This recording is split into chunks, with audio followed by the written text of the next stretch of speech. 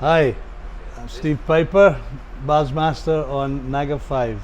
Whoa, long time ago, 45, almost 46 years ago, I started as a painter. And painting rigs has never left me since. Wherever I go, they get cleaned and painted. I then progressed to roustabout, and I used to watch the crane driver. Think, I could do that, I want to do that.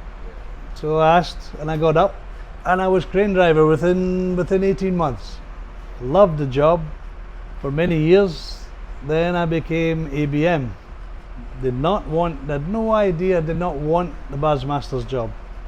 But my BM, he persuaded me. He showed me his wage and he showed me my wage, and that turned it. I said, okay, I can do that.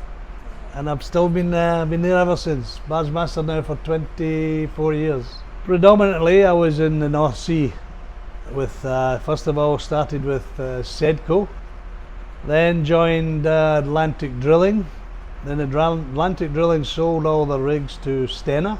So I stayed with Stena for, I think, 2 years. They dropped all their salaries, so I moved from Stena to Noble Drilling. I had 4 or 5 years with Noble Drilling, working all over the world, down in Falklands, Argentina, Venezuela. Then I joined Ensco. I joined Ensco in 1999 in Singapore on one of the new Keppel rigs. So luckily I've been on Keppel rigs since 1999 until present. After Ensco I joined UMW, who then became, which we are now, Valesto. I joined them in 2013. What would be your advice for those young people if they want to work offshore?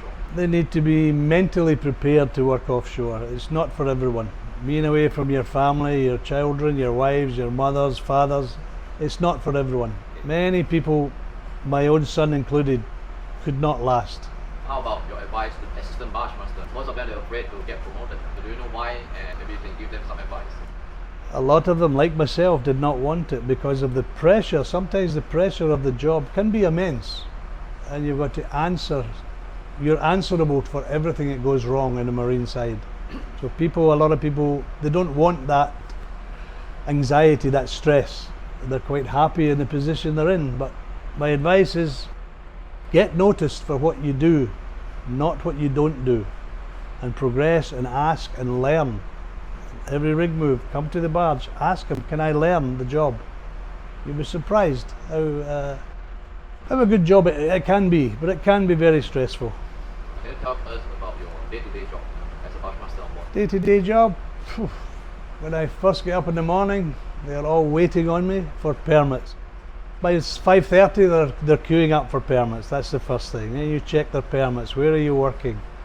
Have you the JSA? Have you read it? You go from there, go to the office. Then we have our morning meeting with the OIM, 6:30.